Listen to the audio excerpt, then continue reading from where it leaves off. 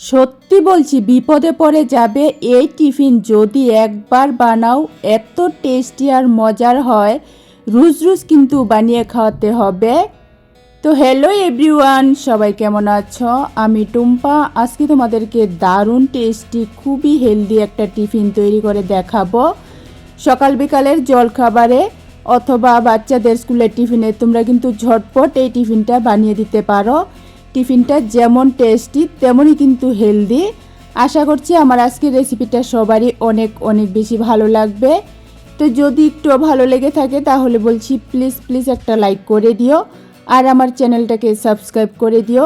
তো চলো টিফিনটা কিভাবে তৈরি করছি দেখে নাও। প্রথমে দেখো আমি একটা মিক্সিং বল নিয়েছি। মিক্সিং বলের মধ্যে আমি দিয়ে দিচ্ছি পরিমাণ মতো লবণ। তারপর দিয়েছি আমি 1 চামচ চিনি। চিনি পছন্দ না হলে বাদ দিতে পারো, তবে চিনি দিলে কিন্তু টেস্ট খুবই ভালো হয়। এখন মিক্সিং বলের মধ্যে দিয়ে দিচ্ছি আমি গরম জল। এখানে আমি 1 কাপ গরম জল দিয়েছি। এখানে অবশ্যই কিন্তু ফুটন্ত গরম জল দিতে হবে। দেওয়ার পর এভাবে একটু মিশিয়ে নিতে হবে যাতে চিনি আর লবণটা একদম ভালো করে জলের সাথে মিশে যায়। তারপর আমি নিয়েছি আটা। এখানে আমি 250 থেকে 300 গ্রামের মতো আটা নিয়েছি। তোমরা চাইলে কিন্তু ময়দা দিয়েও করতে পারো, তবে আটা কিন্তু হেলদি অপশন। এখন এই আটার মধ্যে দিয়েছি আমি আধা চামচ বেকিং পাউডার। বেকিং পাউডার ছাড়াও বানাতে পারো, তবে বেকিং পাউডারটা দিলে নাস্তাটা খুবই সুন্দর ফুলা ফুলা হয় আর একদমই তুলতুলে নরম হয়। এখন এই আটাটাকে কিন্তু জলের সাথে মেখে নিতে হবে। যেহেতু গরম তাই আমি প্রথমে চামচ দিয়ে ভালো করে মিশিয়ে নিয়েছি। তারপর একটু ঠান্ডা হয়ে যাওয়ার পর হাত দিয়ে এখন মেখে নিতে হবে। এখানে আটাটাকে মেখে সফট করে একটা ডো তৈরি করতে হবে। তো দেখো এখন অবশ্যই কিন্তু গরম জল দিয়ে আটাটাকে মাখতে হবে, তাহলে কিন্তু নাস্তাটা অনেকক্ষণ সময় পর্যন্ত একদমই তুলতুলে নরম থাকবে আর খেতেও ভালো হবে। তো দেখো আমি একটু নরম করে মেখে নিয়েছি। এখন দিয়ে দিচ্ছি আমি সাদা তেল। 1 চামচের মতো আমি সাদা তেল দিয়েছি। তেলটা দেওয়ার পর এখন কিন্তু ভালো করে ঠেসে ঠেসে মাখতে হবে। দেখো যেহেতু ডোটা নরম, একটু তেল দিয়ে মাখলে কিন্তু মাখতে কোনো অসুবিধা হয় না, হাতের মধ্যে লেগে যায় না। এভাবে অল্প একটু তেল দিয়ে ঠেসে ঠেসে কিন্তু ভালো করে মেখে নিতে হবে। মেখে কিন্তু ডোটাকে আরও সফট করে নিতে হবে। তো দেখো এরকম সফট করে ডোটা আমি তৈরি করে নিয়েছি। এখন এই ডোটা ঢাকনা দিয়ে 5 থেকে 10 মিনিটের জন্য রেস্টে রেখে দেব। ততক্ষণে খুবই টেস্টি আর খুবই হেলদি আর খুবই মজার একটা স্টাফিং বা পুর তৈরি করব। তার জন্য দেখো গ্যাস ওভেনে কড়াই বসিয়ে আমি 1 চামচ তেল দিয়েছি। তেলের মধ্যে দিয়েছি আমি কুচানো পেঁয়াজ আর কাঁচা লঙ্কা। এখন এই কাঁচা লঙ্কা আর পেঁয়াজটাকে একটু ভালো করে ভেজে নিতে হবে। তো দেখো পেঁয়াজ আর কাঁচা লঙ্কাটা কিন্তু আমি ভেজে নিয়েছি। এখন দিয়ে দেব কিছু সবজি। সবজির মধ্যে প্রথমেই দিয়েছি আমি কুচানো আলু, তারপর দিয়েছি কুচানো গাজর, এখন দিয়ে দিচ্ছি আমি কুচানো বাঁধাকপি, তারপর পরিমাণ মতো দিয়েছি আমি লবণ, কালারের জন্য দিয়েছি হলুদ। দেওয়ার পর এখন কিন্তু সবজিটাকে একটু সময় ভেজে নিতে হবে। তোমরা চাইলে কিন্তু তোমাদের পছন্দ মতো সবজি এখানে দিতে পারো। আমার হাতের কাছে যা যা সবজি ছিল তা দিয়েই কিন্তু আমি পুরটা তৈরি করেছি। খুবই টেস্টি আর খুবই হেলদি করে তৈরি করেছি। খেতে কিন্তু সত্যি দারুণ হয়েছিল। তো দেখো একটু সময় ভেজে নেওয়ার পর এখন ঢাকনা দিয়ে লো আঁচে কিছুক্ষণ সময় বসিয়ে রাখতে হবে, যাতে সবজিটা একটু তাড়াতাড়ি সিদ্ধ হয়ে যায়।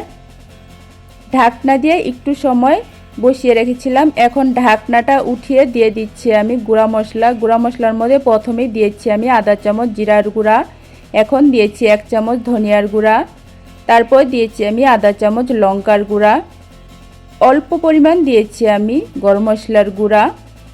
এখন মশলার সবজিটাকে আবারও কিছুক্ষণ সময় ভেজে নিতে হবে। খুবই টেস্টি আর খুবই হেলদি করে কিন্তু আজকের এই ব্রেকফাস্টটা তৈরি করেছি। তোমরা আমার মতো এই রেসিপিটা তৈরি করে একবার খেয়ে দেখো, সত্যি বলছি বিপদে পড়ে যাবে। রোজ কিন্তু বাচ্চারা বায়না করবে এই রেসিপিটা বানিয়ে দিতে। এই টিফিন রেসিপিটা কিন্তু সত্যি দারুণ হয়। তো দেখো সবজিটাকে একটু সময় ভেজে নেওয়ার পর আমি একটু সাইডে করে নিয়েছি। নেওয়ার পর এই সাইডের মধ্যে দিয়েছি আমি একটা ডিম। ডিমটা দেওয়ার পর ডিমটাকে এভাবে নেড়েচেড়ে ভেজে নিতে হবে। তোমরা চাইলে কিন্তু এখানে ডিমের পরিমাণটা আর একটু বাড়িয়েও দিতে পারো, আরেকটা ডিম দিতে পারো। আমি একটা ডিম দিয়েই তৈরি করেছি।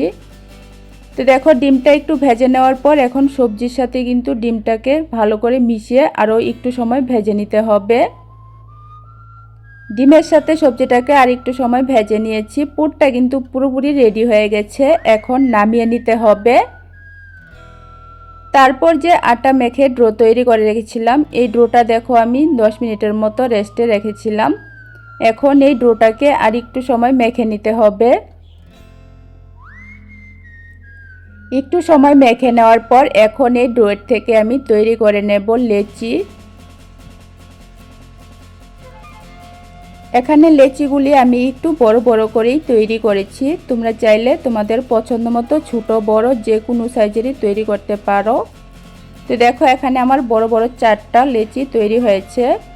এখন রুটি বেলে নিতে হবে। তার জন্য দেখো রুটি বেলার চাকলার মধ্যে আমি একটা লেচি নিয়ে একটু শুকনো আটা দিয়ে রুটির মতো করে বেলে নিচ্ছি।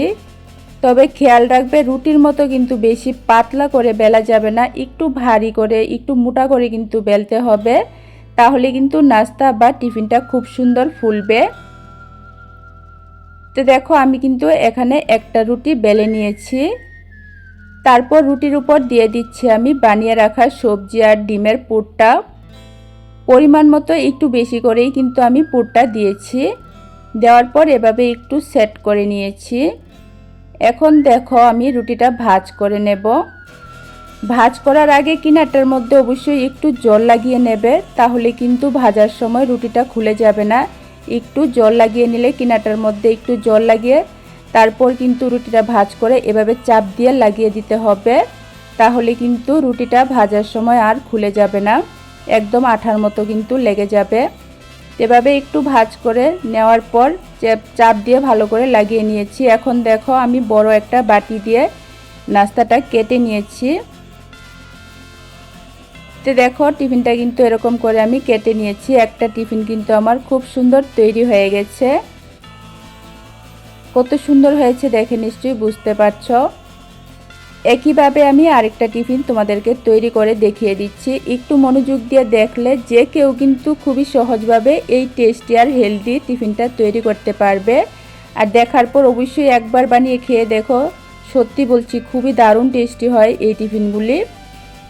তো এ পর্যায়ে তোমাদের কাছে একটাই রিকোয়েস্ট রইল, আমার আজকের রেসিপিটা ভালো লাগলে প্লিজ একটা লাইক করে দিও আর আমার চ্যানেলটাকে সাবস্ক্রাইব করে দিও। আর তোমরা কে কোথায় থেকে আজকের টিফিন রেসিপিটা দেখছো অবশ্যই একটা কমেন্ট করে জানিও, তাহলে আমার ভীষণ ভালো লাগবে। আমি আমার মন থেকে তোমাদেরকে ধন্যবাদ আর ভালোবাসা জানাতে পারবো। তো এভাবে দেখো আরেকটা কিন্তু আমি টিফিন তৈরি করে নিয়েছি। এভাবে ভালো করে কিন্তু একটু চাপ দিয়ে লাগিয়ে নেওয়ার পর একটা বড় বল বাটির সাহায্যে আমি কেটে নিয়েছি। টিফিনগুলি কিন্তু একটু বড় সাইজেরই তৈরি হয়েছিল। এগুলি কিন্তু ভাজার পর ফুলে আরও ডবল হয়ে যাবে। তো দেখো এভাবে আরেকটা টিফিন কিন্তু আমি তৈরি করে নিয়েছি। একইভাবে কিন্তু বাকি টিফিনগুলি আমি তৈরি করে নেব। তো দেখো এখানে আমি 3টা টিফিন তৈরি করেছি। চলো এখন এই 3টা টিফিন তোমাদেরকে ভেজে দেখাবো। ভাজার জন্য দেখো গ্যাস ওভেনে আমি একটা তাওয়া বসিয়েছি। তাওয়ার মধ্যে আমি তেল বাটার ঘি কিছুই দেইনি, খালি তাওয়ার মধ্যে একসাথে আমি 3টা টিফিন দিয়েছি। দেওয়ার পর এখন গ্যাসের আঁচটা একদম লোতে করে ঢাকনা দিয়ে 2-3 মিনিট বসিয়ে রাখতে হবে। গ্যাসের আঁচটা একদম লোতে করে তারপর কিন্তু ঢাকনা দিয়ে 2 থেকে 3 মিনিটের মতো বসিয়ে রাখতে হবে। 2-3 মিনিট পর ঢাকনাটা উঠিয়ে দেখো এখন আমি উল্টে দিচ্ছি। দেখো নাস্তাগুলি কিন্তু খুবই সুন্দর ফুলে উঠেছে। এভাবে কিন্তু একটু সাবধানে সুন্দর করে উল্টে দিতে হবে।